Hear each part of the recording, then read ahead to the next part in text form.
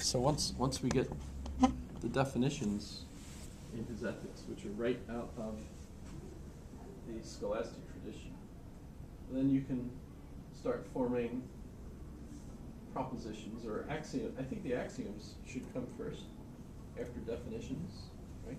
But then you get the propositions. So a substance is prior in nature to its affection. So yeah, a thing, it must exist before it can have an effect on anything else, right? An affect or effect, if you get confused about which, right? Affects are the characteristics of a thing and its impact on other things, right? Affects, right? Affects are the results, usually, of something. So. What about ideas that scare people or something? They don't have a physical substance, but they can still cause problems or have effects on people. I think we could argue either if we're talking about a word as having some sort of spiritual characteristics, that it has a spiritual substance. Aquinas gives us that when he gives us the Summa. He basically responds to Aristotle's dilemma that everything has to have substance by saying yes, but there's spiritual substance. Right. But so either way, we would say that before the word can affect something, the word itself has to in some sense exist. Right. Otherwise, how can it affect anything? So this seems like a necessary expression of the relationship of substance to affections. In that sense, the substance has to be prior to. Proposition 2, two substances having different attributes have nothing in common with one another. They both exist, though. That's something in common.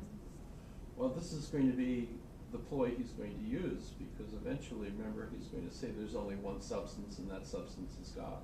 So he'll agree with you. But if there are two substances, and they have different attributes,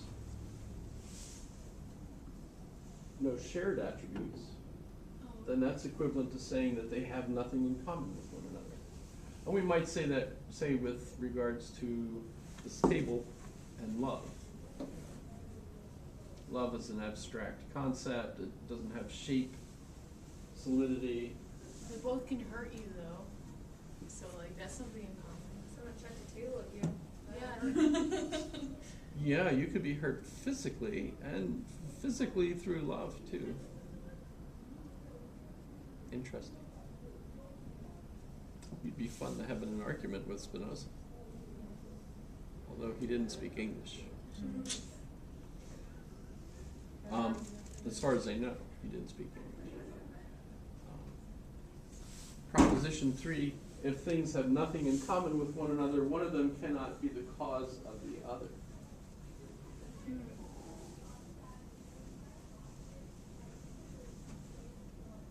Because that would be one of the things they had in common. You can make a table out of love.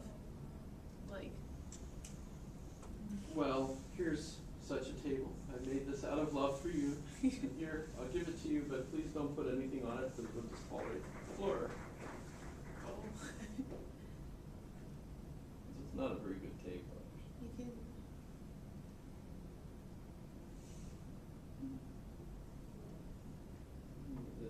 Out of oak would be better. Or elm. Balsa, no. Here's your dinner. Balsa. Floats real good. Good in Cub Scouts. You use balsa more than any other wood. Proposition 4, two or more distinct things are distinguished from one another either by a difference in the attributes of the substances or by a difference in their affection. So how would they be different?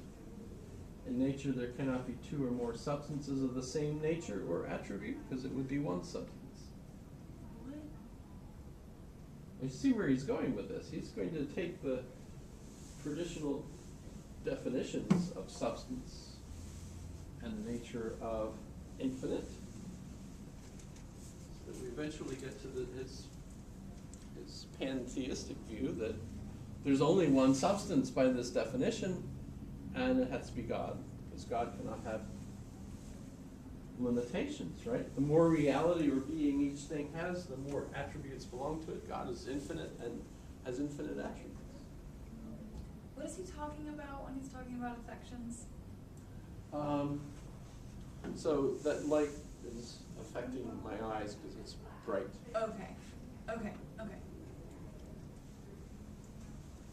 What kind of affects do you? It is a real word. We use it, Yeah. and I notice students commonly will get affects and effects mixed up. Okay. They'll often what's say the one difference? when they really should mean the other. It's a pardon? What's the difference? So effects is like, what effects does the traffic have on our ability to get around? What effects? On the other hand, how does your mother's love for you affect you? Okay. It's affect. It's easily, you could clearly in different cases mix the two of them together. Wait, how are they different? Can you explain So that? what I think is the main difference, and this might not be right, would be that affects are kind of a continuing relationship between whatever is affecting whatever is being affected. But an affect is like something that's the result of some sort of action. Oh, like That's any actually the effect. best definition I've heard yet. Yeah, it's hard. It's very, Plus we make all these up. Mm-hmm. and then you're mad at students for mixing up. Which, I mean, really, that's, if you kind of subvert his argument here, what he's doing is taking the definitions that the theologians have been using all this time to subvert their argument, because it leads to an unorthodox conclusion, which annoys the heck out of them. Spinozaism is a heretical offense. Philosophers that become Spinozaists are banned by theologians from considered church-worthy. This is wrong. God is an independent other.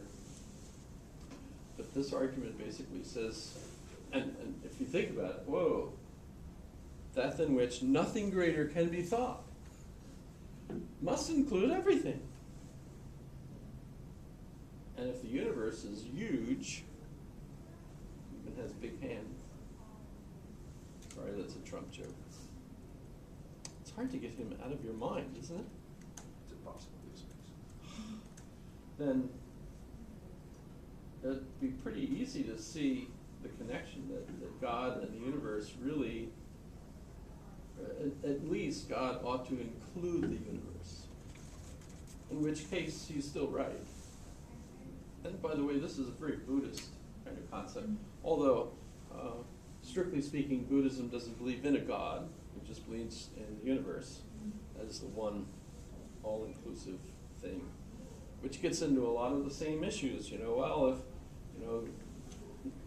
because if we get in trouble with the problem of evil, one of you mentioned that. If God is all-powerful, then how does that explain how he could be all good, and then there's so much evil in the world, right? Poverty, illness, earthquakes, tsunamis that wipe out millions of people, et cetera. Those are clearly evil. Meteorites blowing the earth up, destroying all life. Seems evil, but the traditional answer to that really comes from Augustine, who, as far as I know, is, if not the first one who thought of it, but the one who kind of established it as like the orthodox answer, is that, well, at the fall, Adam and Eve were the ones that bit the fruit of the tree of good and evil, the knowledge of good and evil. And at that point, and it's clearly a metaphor for Augustine. It's not like there was really a garden and these two folks, no fig leaf, ate fruit and, oh, fig leaf. No, that's just a story, metaphorical story. But the point is, unlike all the other animals, we have ethics. We have a sense of good and evil. Drinking radioactive water would be evil because it would kill you, right? Right. So avoid that. And just drink non-radioactive water, essence of water, which you could actually buy in this. I bought a bottle of water. It was titled Essence of Water. What does that even mean? Are you sure that it was water? I'm not How much kidding did though. you pay for it? I was like $1, but it was worth it. I'm not drinking it. I'm just You're just keeping it? keeping it on my bureau with my Hegel books.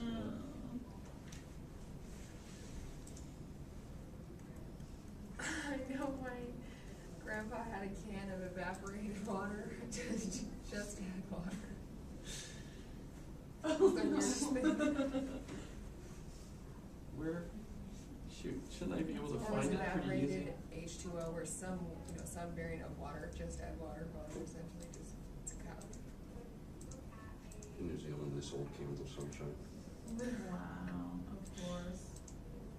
That's funny. It was back. Is that your house? No, that's the neighbor's house. I had no lights on my house. I was gonna say, that's My very neighbor, pretty. there it is. Wow. But it's not even, it's sparkling water. Yeah. That's so weird. Oh. Did you confirm that water was in the ingredients list? No, I have not. I have not checked.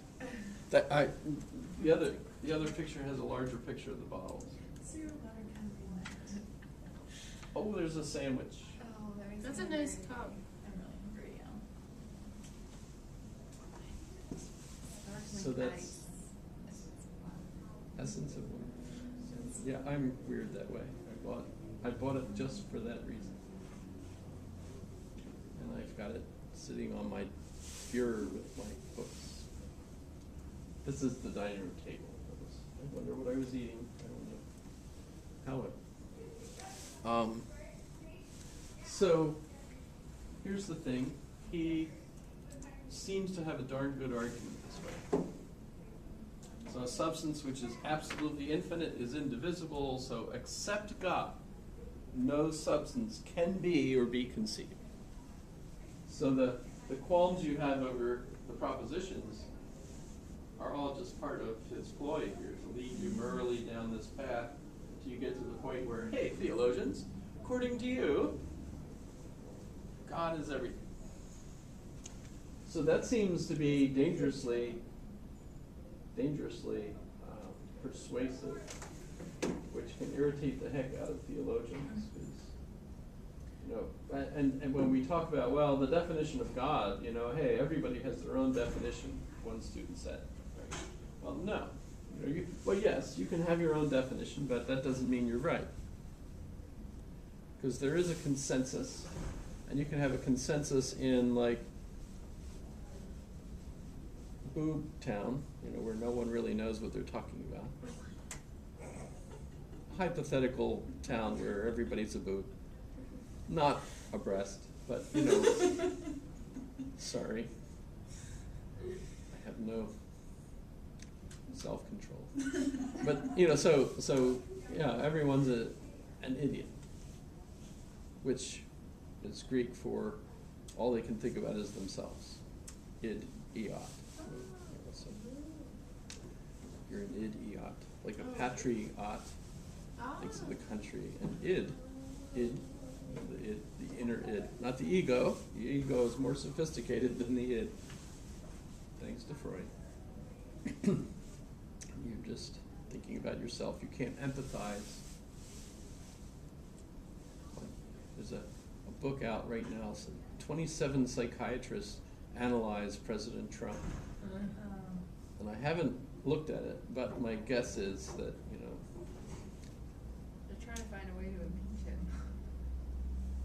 I heard that he had like a health test and everything done, and they said that he was in perfect mental health, and he was actually like rather bright, like from an unbiased person. Well, is as mentally healthy as any of the other presidents that ever been tested. And they said, so how many of the other presidents have been tested? None. Oh. Some of the questions were like, is this a lion type thing? And they showed a picture of like a lion. It was really just to make sure he It isn't. had advanced dementia. It isn't a lion. It's a picture of a lion. Say un pipe. C'est un lion? No, what's lion in French? It is a pipe.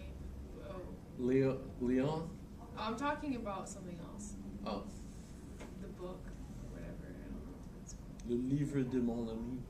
So, how is his view any different from like a Buddhist view that there is no God, that just the universe? I mean, because he doesn't differentiate between those two things. So. Right. I don't know that there is such a Okay. difference. Okay. Or even like a. Well, I mean, theoretically, he's still a deist. Well, would he be a I don't know. pantheist? Because like, how is it different from like a purely materialistic?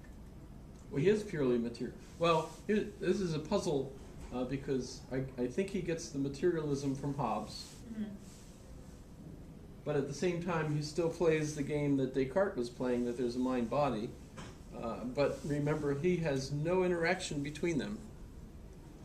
And that's an absolute puzzle because you're like, wait a minute, what the heck is he talking about then? How can my mind influence the movements of my body? They clearly seem to be related. In fact, actually, if I'm not, they're not related, how do I even know that my hand went up? Mm-hmm. Right? You know. But I think my answer to that, even though I'm sure it's not the right answer if you take the graduate record exam, you know, that says he's a mind-body dualist and they don't interact. That's like the official interpretation of his work.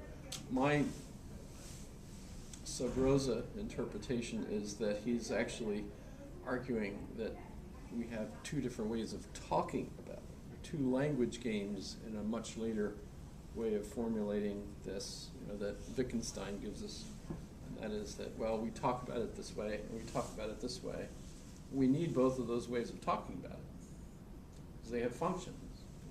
Same thing with free agency, right? I mean, you know, okay, so Hobbes tells me that all my actions are predetermined by causes and their effects, right? So whatever I do, I'm doing because I have done it. As Schopenhauer will say later, I can do what I will, but I can't will what I will. Oh. Right? So my feelings, my behaviors, et cetera, can be theoretically understood as determined by my peers, my social place, you know, all that stuff, my appetite, physical relationships, you know, all that will have a bearing on what I actually do.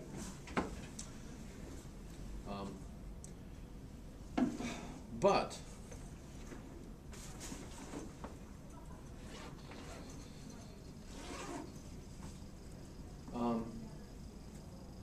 so does that answer the question? You know, so I still talk in terms of me being a free agent as well, and I need that because, like, say if I'm guilty of stabbing someone, the jury will want to know: did you intend to do that? Was it self-defense? In other words, if it's the kind of situation where we, the members of the jury, would feel like, well, we would do exactly as you did, and we'll feel that that's acceptable, then we'll say you're not guilty of whatever. But if, on the other hand, we feel like what you did was not what we would do in your circumstances because we're morally culpable, and we wouldn't do that to a person, then we'll find you guilty of making the choice, the free choice, which scientifically would be, no, you can't have a free choice if you're talking science, there's no such thing. If, on the other hand, we're going to punish you because you're responsible for your action, we need the language of responsibility that says you're a free agent, you deliberately chose this, and you shouldn't have. So we're going to punish you as a penalty for your having made that decision, to teach you a lesson, but also to teach others that lesson. They should not stab their girlfriends just because they are watching a channel that they don't want to watch. I was in the paper the other day. It's not my fault. He blamed her for something. He was trying to get out to reality or something. He was on some kind of drug, and by stabbing her, it was going to... That was just so dumb and horrible. She wasn't in danger of life, losing her life, but she was treated at the hospital for a 2-inch knife wound to her neck or something. Oh. It could have killed her. So yeah, he'll go to jail now for... How can dualism exist if God is everything? Okay, so his answer is modes. There are different modes of God. And there's an infinite number of modes, he says, because God has an infinite number of attributes. We, on the other hand, can only understand 2 modes because of our finite limitations, and so we are aware of the mode of physical substance, and spiritual or mental is the other mode. So we talk in those 2 modes. Now today we would say that there's a plethora of language games, each of which can be, so like when I walk into cars, I'm instantly into shopping language. I know all the words that are pertinent in this environment, this linguistic environment. Sales. These are on sale. These are not. But I know that I can still buy these even though they're not on sale, because they are for sale. They're just not on sale at a price that's reduced from last month when they artificially raised it so that they could say this month that they lowered the price, right? Stores do. 3 months ago, it was at the price it is now on sale. Then they raised the price so that 2 months later they could say it's now on sale. They could just slap it on sale price and half people would buy it, and they wouldn't even have to lower it. And a lot of people would probably still buy it. It's a game other stores will play. All of our prices are the cheapest, etc. Bed Bath & Beyond, everything's marked up about 20%, and then they send, all the time, get these 20% off coupons on the Michael. Michael's is the same way, except they give like 40% or something like that. You see a car on sale for 50% off, and you get there and only half of the car is sitting there in the lot. 50% off. Can't drive it though. Well, if you got the front half of the car, you could stick wheels on the back, cover the gaping hole. You might be able to do something with it. So I'll leave this at that. There's lots of, the other, I suppose, significant point we should think about Spinoza is his argument that since God is everything, everybody is part of God. And so we should respect all parts. By the way, if you take the God out of the picture with regard to the evil question, I'd just say nature is all that exists. You end up just moving that evil issue to nature, because now, is nature all good? Well, no. Nature will kill you the minute, that's where you get the Roman expression lex talionis, the law of, the law of the talon, which in English is usually translated as the law of tooth and claw, I think. There's no tooth in talionis, but... But I mean, in nature there isn't really good or evil, because there's not any morals in place. Unless you Exactly. make them. Now that's Augustine. That's Augustine's answer. See, we view things as being good and evil for us. Mhm.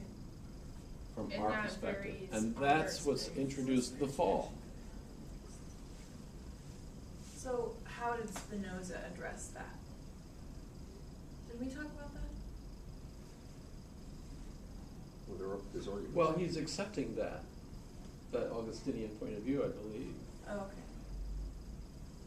They say that there's nothing, there's nothing greater. Greater doesn't necessarily mean more positive or more good. Greater is just the strongest force. Yeah, well, where does this go? I mean, Rousseau will introduce the idea, along with Voltaire, who I think, by the way, they were friends. You know, a lot of people think that they hated one another because they read their letters and it looks like they hated one another, depending on how you're reading it. But I read it as good friends, you know, playing games with one another and saying, if you would, you know, but they wouldn't have written so much and said so much to one another. You know, they definitely liked one another, in my interpretation of it. Rousseau, by the way, was an opera composer and did okay, but he asked Voltaire, how do I become famous? And Voltaire said, write books where you say exactly the opposite of what everybody believes is true. And so Rousseau wrote a book on education that said that the best education is no education. By the way, people still use that book in philosophy of education classes. And it's like a joke, you guys. Unschooled. You know, and then, yeah, and then politics, you know, the best kind of government, no government. The French tried to adopt this, and the result was the terror. You know, the guillotine was like the main instrument. So, Rousseau, this is my opinion, think of Rousseau as a joke. He's cracking jokes, and people took him seriously, and the end result is horrific nonsense wherever he's affected people. You know, the native in the wilderness is much more civilized than civilization. The worst thing that ever happened was civilization. So he's an early internet troll, basically. Is that what those are? I don't know. Get a reaction. Just asking for it. And it worked. He was a Hi. bestseller. Wait, how do you know that he wasn't serious? Well, Voltaire said that to him before he wrote any of those things. It's in one of the letters. Well, just And then he because started it's doing it. the opposite of what everyone agrees with doesn't mean it's what he doesn't agree with. Right? I'll never be able to find out his true intention there. It's just like Ann Coulter. Is she just joking? Or is she serious? Right? Yeah, I mean, she's brilliant, but like, and hilarious. Like, she was on Jay Leno once, and the guy that was upset with her said, if you're just trying to make money from your books. And she said, if I were just trying to make money, I would put a picture of me in a black gown with a low-cut, dress in the front, and my long, flowing blonde hair on the cover. That is the cover. That was the cover. If you look at maybe any of her books. So maybe she was just sort of admitting to it without actually directly saying that she was just trying Yeah, to. well, exactly. How tough to I mean, that's low cut, right?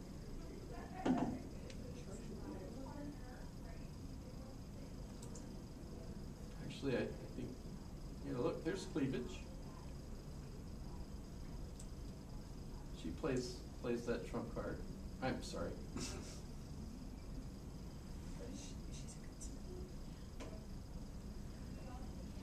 I think I have 3 of her books, but I'm not going to buy more because they're really repetitious. I mean, you get the algorithm and you're all set. But worth hearing her opinion. I read her article about Trump's speech today. It was hilarious, as usual. Is she a Trump supporter then? I think so. But of course, there's that same question: is she really a Trump supporter, or is she just, that's her audience? She's playing to her audience. Was Voltaire really believing what he said, or was he just playing to his audience? I don't think you could ever find out that. She seems pretty real about it. But so Rousseau seems to be among the first, or at least significant writers that points out that if Christianity is really following Jesus, we ought to be concerned about the physical life of those in need, the impoverished, right? Certainly Jesus does talk about, sell everything you have, give the money to the poor, and then come follow me, right? But the church, of course, doesn't seem to follow that especially. That's not the focus, because for the church, the orthodox belief is that the soul is the important part. I showed you the milk bottle, right? Did I show you the milk bottle? No. This was when I was a kid.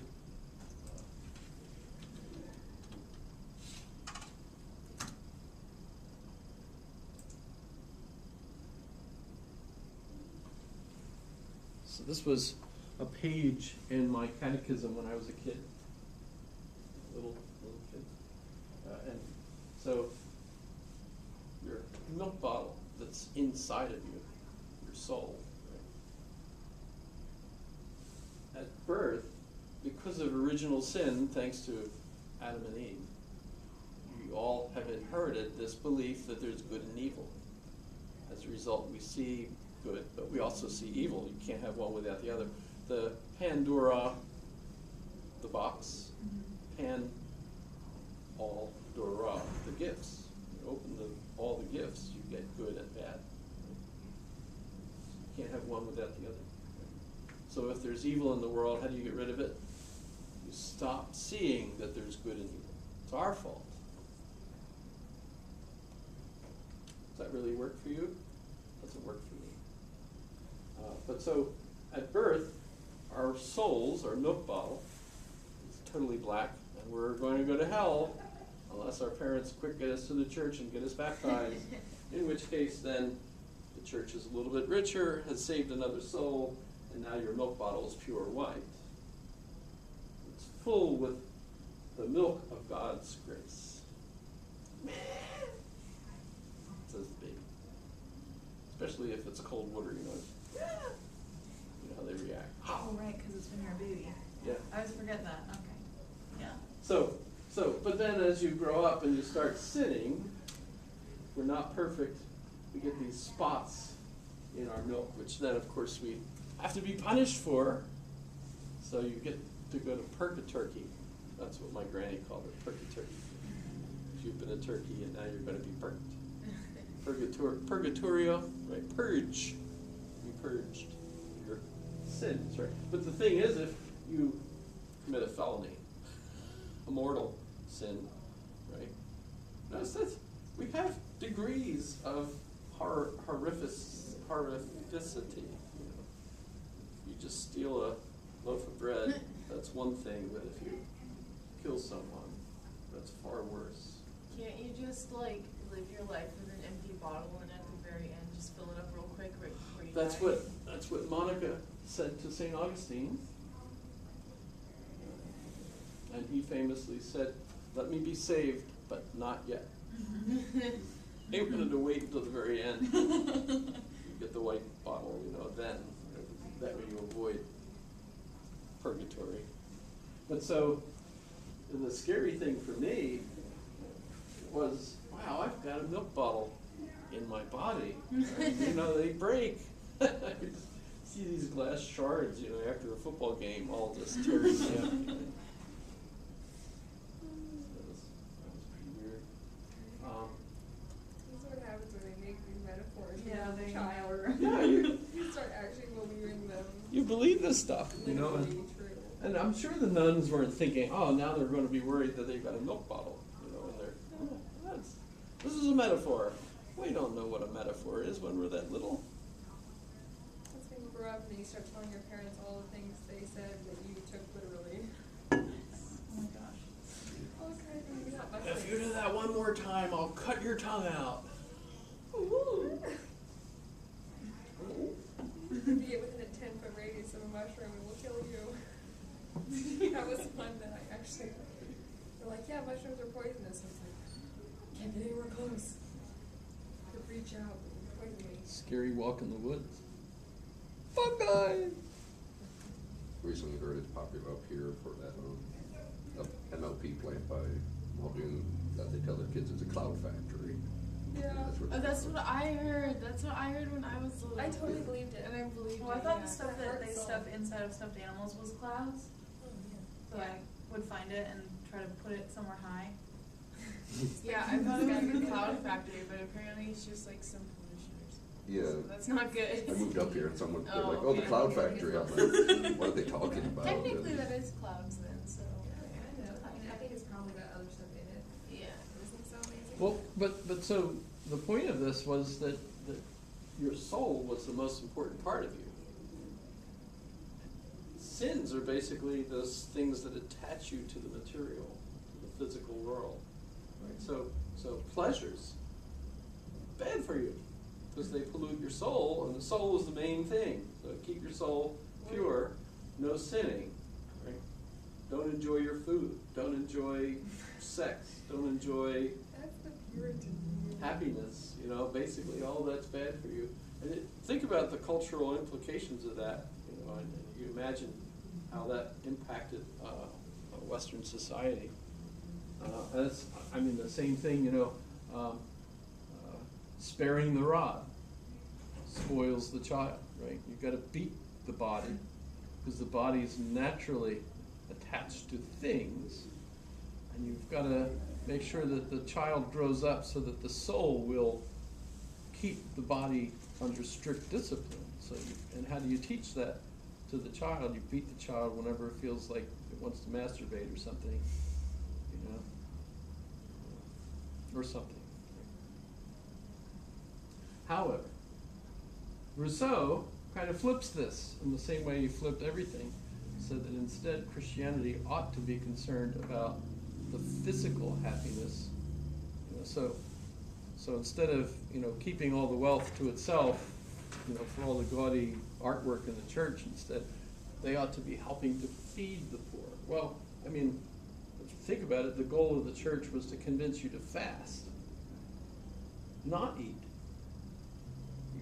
The less you eat, the better it is for your soul, because the more you eat, you're increasing the power of the body over the soul. So fasting is good for you, eating is bad for you.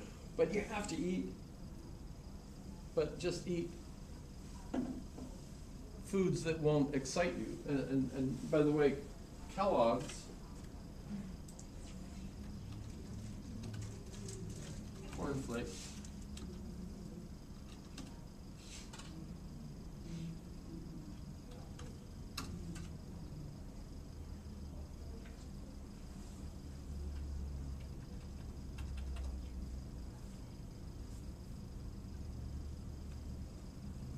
Well, he thought it would be healthy because it wouldn't make you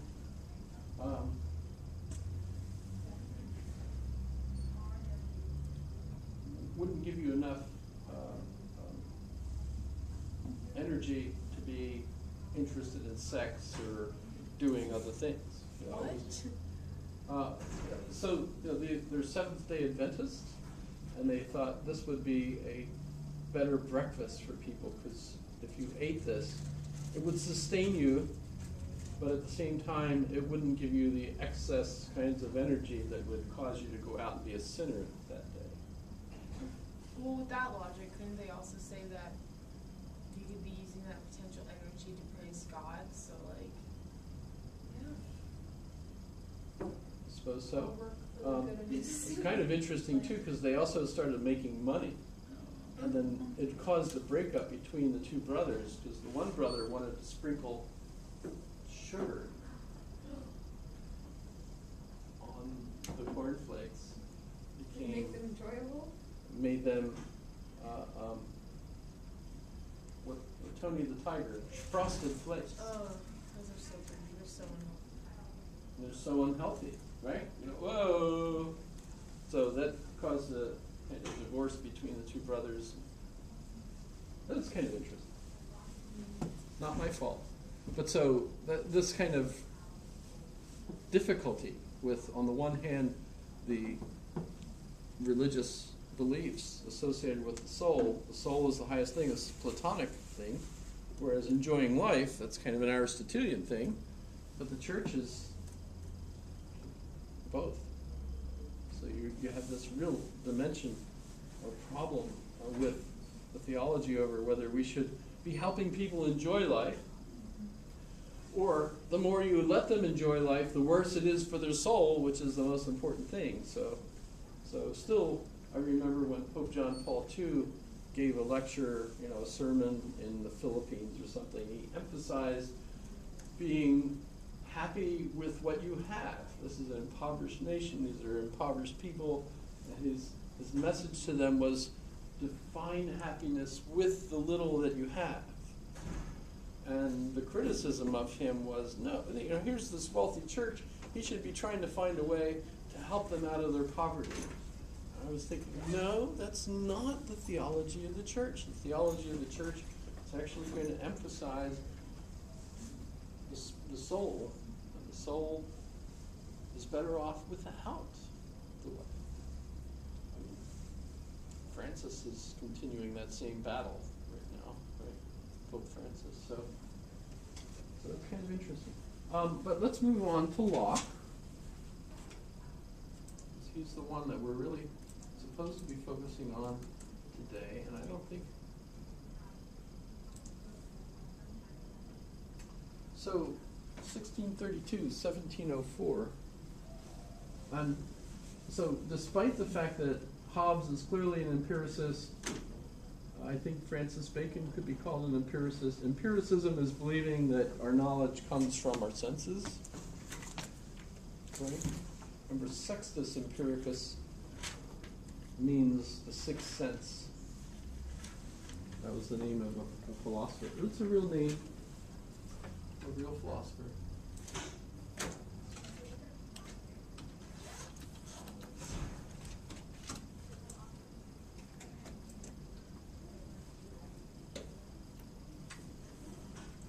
But it strikes me as that's got to be like a nickname or something. Sixth Sense. Who the heck names their kid Sixth Sense? It's weird. But I think they're more like titles at the time, but we don't treat them that way. We treat it like Joe Snuffy. However, so Locke is an empiricist. The reason he's considered the founder of British empiricism is because he's the one where the empiricist problem begins, and that's because he realizes that when my eyes are receiving particles from things, as Hobbes said, and my mind is getting motions from my pressure, that I know the table is here and the shape of it and so on, and I'm tasting stuff through particles of the food on my tongue and smell it, right? And all those sense inputs, that what my mind is getting in these motions is not a direct view or smell or taste of the thing in itself. Instead, I'm reacting to the effects of that thing on my senses.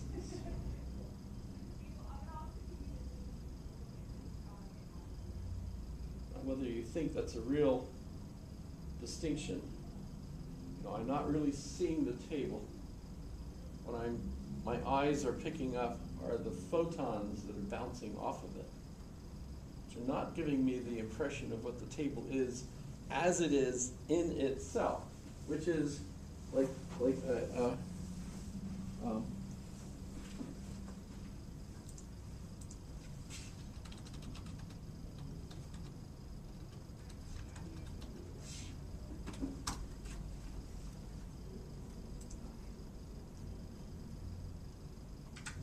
no, it's not introduced by Kant. Somebody tell Wikipedia they're wrong. Because Locke talks about it too, and Kant reads Hume, who reads Locke, etc. But Das Ding an sich is the German version of it. But the problem that Locke is talking about is that, so there's a thing that's interacting with my senses, which is why I'm seeing it. But what I'm actually aware of in my mind from all of my senses is not the objects themselves, but how those objects interact with my senses. So my human senses are having an effect, making it possible for me to be aware of things, but also preventing me from experiencing the thing apart from the way my senses interpret things. So, I mean, there's some examples. I'm not sure that they're absolutely accurate in this regard, but say, for example, when I was a kid growing up, we thought giraffes were mute. They didn't speak because they wouldn't say anything. Now we know, duh, we don't hear it, but that's because they're making noises in their throat that are much below the threshold of our ability to hear it, but they can hear it. They're talking with one another all the time. A giraffe speaking, what do you call it? Sound.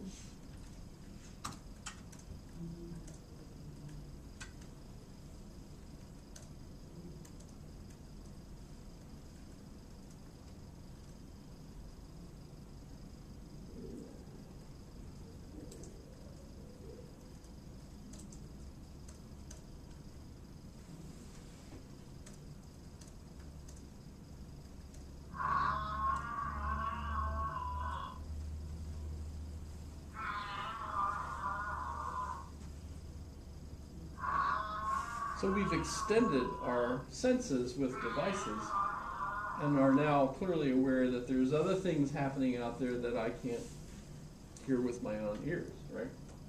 I'm kind of glad we don't hear that all the time. It's so like peaceful when you look at them in the zoo. Like, I'm kind of glad that we don't hear them. Another example that I know of is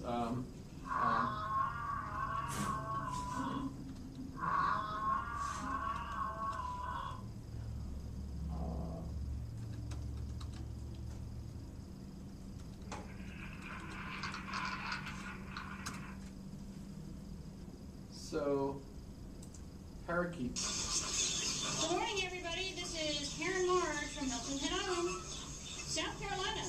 I'm in the landing zone right now, and I am mesmerized by the coloration on the back of this bird. Some type of turquoise. They are parakeets. Now, they have a long name. Everybody calls them budgies. It's something like budgerigger. I'm probably saying it wrong. But look at the color. Is she actually and then going we to have talk all about sorts of mutations. So that's what it's called when you've got the different colors. Now, this bird here, I think it's a red rump something. You see the red on the back. Unbelievable.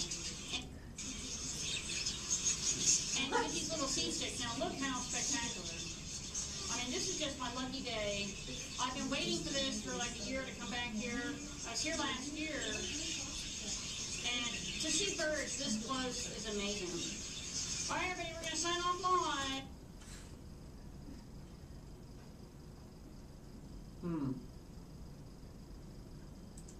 Okay, this might do it. And now I've known for a long time these are awesome. Okay, so if you put them under a different kind of light, Okay, these are light yellow recessive pied sky blues, a green budgie and a blue budgie. And like, I usually call these Because phase colored their eyes budgies see one because another like my favorite differently budgie. than ours do. These guys, So when you see them under, I guess she's using a Awesome. black light. that one's actually a female and her nose turns blue. So they're yellow to us, is that what she just No, said? they're- Green one, but Those are all like, different if you just colors. look, she turn around, his face is bright yellow, But what she's trying to demonstrate is and their that noses they turn look blue, and their much feet more glow.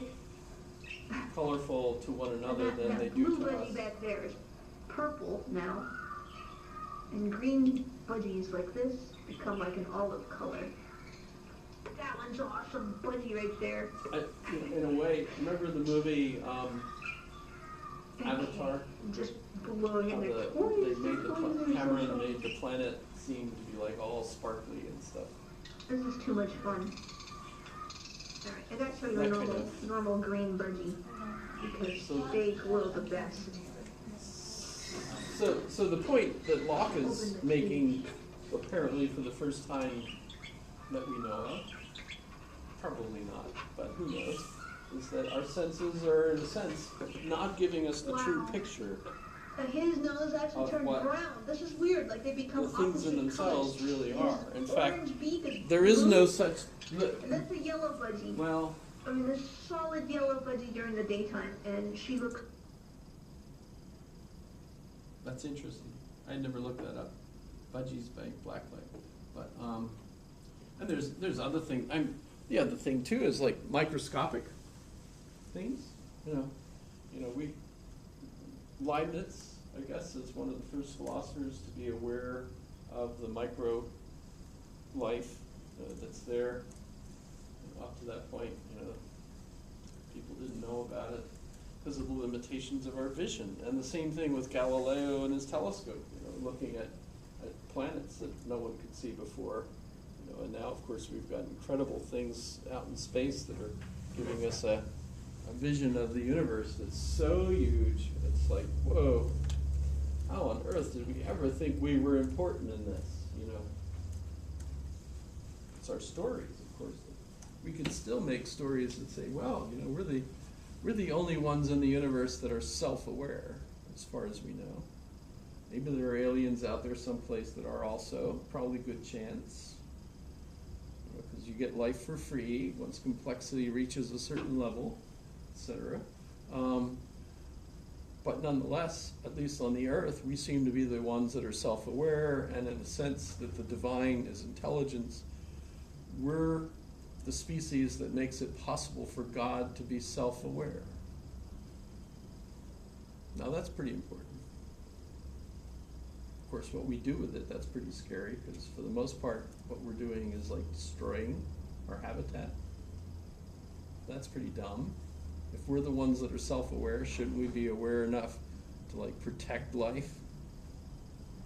But what does that mean? How do you do that? Have more humans? Then we eat up and destroy the environment. Maybe we should put a limit on how many humans we have. Some argue that 700 million would be about the maximum for a healthy Earth. We've got about, 10 times that? Whoa. That means 10 times of it. That many of us ought to get their ticket punched, to leave. It's kind of hard to say that we're the only ones self-aware because, let's say, animals communicate with each other and we don't understand that communication between the True. What does it mean to be a bat? Bats might be they could have those kinds of relationships too. We're not aware of it because we don't know what it is like to be a bat. We create a model, and the models we create of other animals say that, well, they don't have self-reflection. Their languages are not recursive, so they cannot think about themselves, thinking about themselves, thinking about themselves, thinking about themselves, creating multiplicity of personalities. They behave differently depending on their circumstances, but they do, etc. But theoretically, it's kind of comforting to think that we're unique in our ability to be self-aware, and that means self-awareness is part of the universe, because we're part of the universe, so the universe is self-aware through us. And so therefore, wow, you know, the stories that tell us that God put us down, that our job was to name everything, a linguistic thing, but at the same time, we're the ones that have to care for the universe. What does that mean? Shaping bushes so that they look like elephants. Mickey Mouse, Donald Duck, Donald Duck. You know the joke, you know, if the Secret Service see a shooter coming at President Trump, are they supposed to yell, Donald Duck? I feel like we wouldn't say anything, they would just pile on top of them or something. That's what they've been doing, yeah. Or they ignore it, depending on their views. Piling I on wonder top if of they're it. required. They might get No, they don't. minors. Serious for professionals and things. Stay down. Stay down. No, they're not. Okay, so, founder of British empiricism, because he brings to fore this. Is there a paraglider out there? Probably. It's too cold for that, though. Yep, that's what it is. Either that or a plane. That's a paraglider. It is. They jump off of there, you know. Yeah. They always get up by Baldy by that antenna up there. Yeah, one of my son's friends, like, rents and sort of has a paraglider company of some sort where he endangers the lives of his friends. So, he contradicts Hobbes. How? Locke maintains that the original state of nature was happy and characterized by reason and tolerance. All human beings were equal and free to pursue life, health, liberty, and possessions. So remember, Hobbes argues in the hypothetical state of nature, it was nasty, brutish, short, you know, all that stuff. And there was war against each. It's hypothetical. I don't think Hobbes is thinking that ever actually really existed. But Locke is trying to figure out, well, what would the original state of nature really be like? Well, we're all in families. So mom is kind of like, get away from those frosted flakes. No, you can't have them. You have to eat cornflakes. I like them. No, it's But the family gets too big, too many cousins, too many this, too many that. Before you know it, all chaos breaks loose. So we've got to form some kind of a community organization. So we form a contract. But the contract is going to be theoretically different because instead of security being the penultimate concern, justice, getting along, is going to be more appropriate. Now think about this. Hobbes was a monarchist, but also living at a time where Lord Cromwell was the Lord Protector, and so it was a monarchy or a tyrant. I don't. What would you call Lord Cromwell? He refused to be a king, but at the same time he was a dictator, basically, working with the Parliament, I suppose. By the way, Milton. John Milton, the poet, the blind poet at the end of his life, famous for Paradise Lost and other things, was Cromwell's secretary and was really the one that did all the diplomacy and writing to all the international things and everything. So if you ever get a chance to look at Milton's collected writings, it's a huge set of all these letters, like, you have to give our sailors back because we promised and you agreed that our sailors would be protected by all that diplomatic stuff was also what Milton was writing. But Locke is the doctor and advisor to William and Mary at the Glorious Revolution. which only works because the Parliament is already negotiating with William and Mary against James the second, third? Shoot, which James is it? Rookie trick.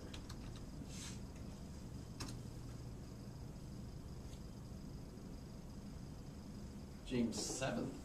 Wait, no. James second. Okay, so he's James second of England, but the seventh of Scotland.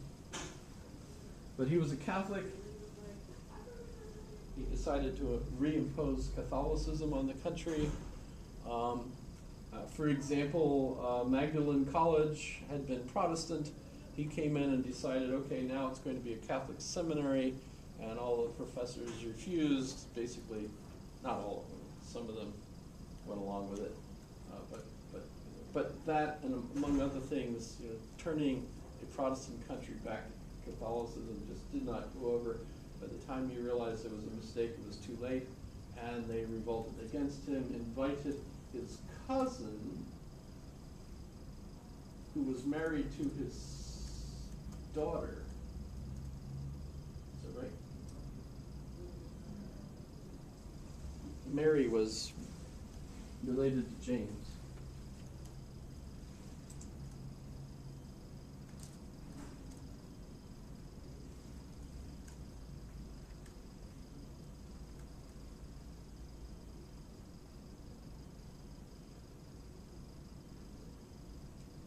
His wife Mary the Second, who's James's daughter. So he invited him to come in as king because he was a Protestant. And so James was out. Fled to Ireland, but it wasn't bloodless. There was a battle there, but he lost it. And so, but William comes in now as a limited monarch. He signs paperwork that says, Parliament gets to make the laws and he just executes them, basically.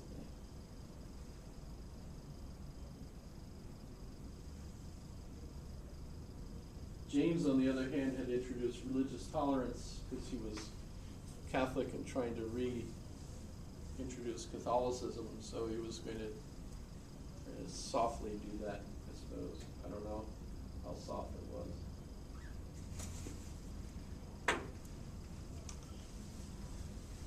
So if we go back and we look at the main characteristics, contradicting Hobbes, Locke maintained that the original state of nature was happy.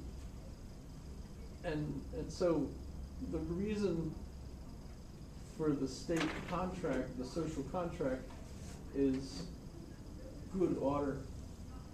Not security, but kind of a just way of keeping the state running. And by the way, if the king doesn't do his job, you can fire him, which is basically what the British had just done.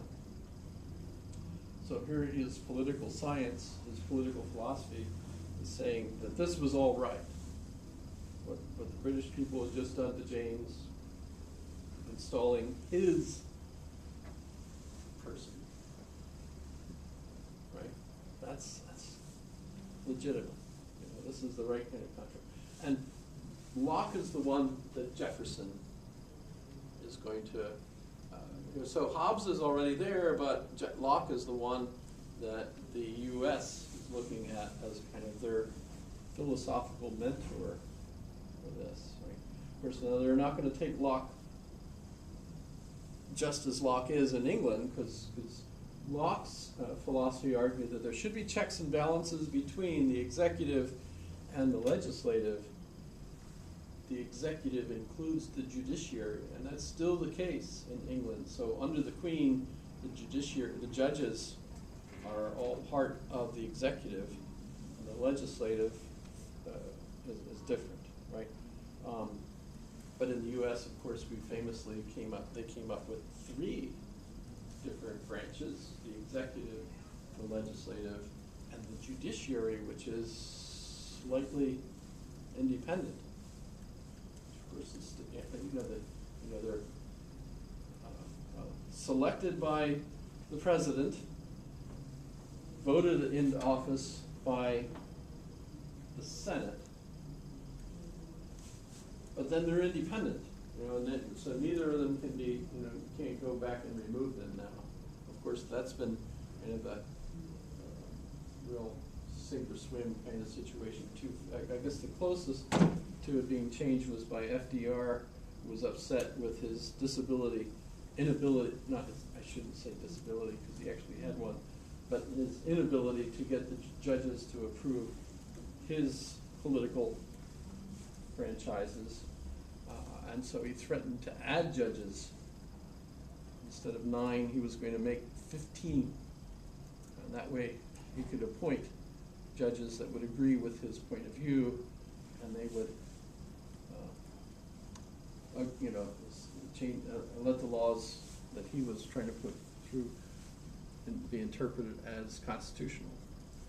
Can't judges, like their names are on national ballots, so if they get enough no's, then are they just put through a review? The Supreme Court, no. We have like, you know, at our state level, we can vote judges out, Right.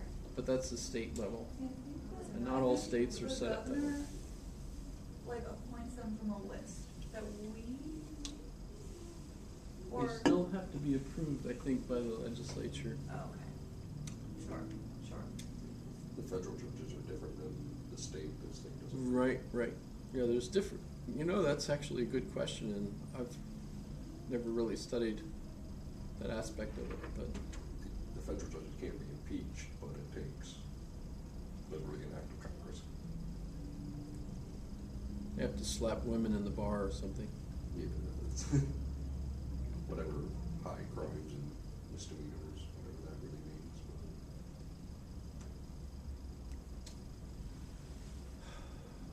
So natural law, that adds confusion, because what on earth is natural law? Today, we look back on that and we can argue over whether there is such a thing. I mean, inalienable rights, right? I introduced this with Hobbes by pointing out that are you asking a question? No. Under social contract theory, the rights come from the contract. I think, you know, and initially the rights are, in a sense, negative rights. I have the right to remain free. You can't come and arrest me for no cause. I have to have legal reasons why you can, like, restrain my freedom or take my property. And those have to be agreed upon through the contract, through the laws that we create and vote on, et cetera, right? You can't just say, hey, we're going to build a highway here, so your house is confiscated. You know, well, no, I don't want to give you my house. Right? Hence, you have that movie, the wonderful movie Up. Sorry, my mental illness snuck in again. But this is very important because you distinguish the primary qualities of things. Things really do have characteristics that are the characteristics of them, you know, in itself, right? And that's extension, solidity, number for law.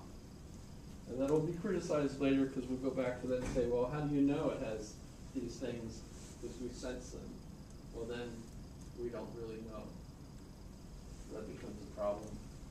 From the secondary qualities are the qualities that the thing has because of the effect it has on our senses. So what we're aware of are the secondary qualities, not the primary qualities of the thing in itself.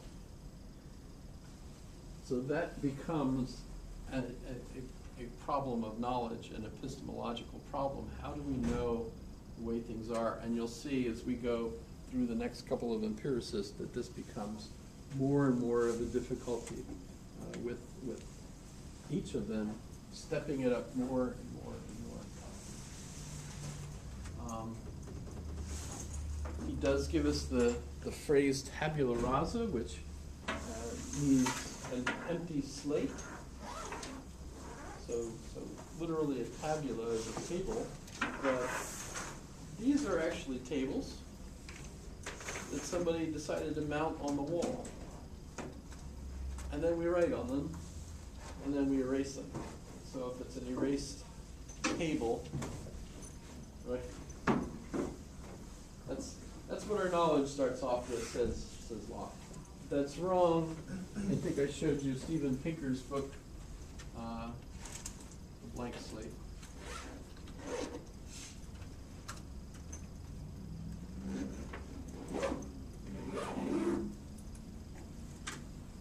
So, and that's clearly the case, that we come into the world predisposed to certain kinds of things. I suspect we already have a basic understanding of the grammar of the language that we're hearing, so that you're in a sense, because your neurons are forming in response to the sounds that they're hearing. Hence the Mozart effect. That's kind of interesting.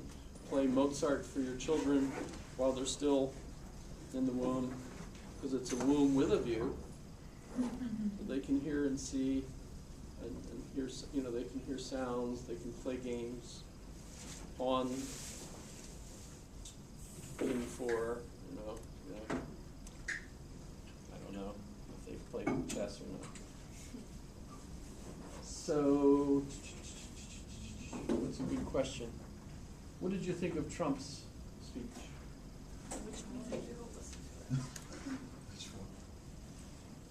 Trump, President Trump. Which speech? At the State of the The Union. State of the Union. With an N or with an N? Seemed like. Did you see the invite mistake? There was a typo on the invite. Oh, yes, I saw the tickets had a mistake on the Unium. Oh.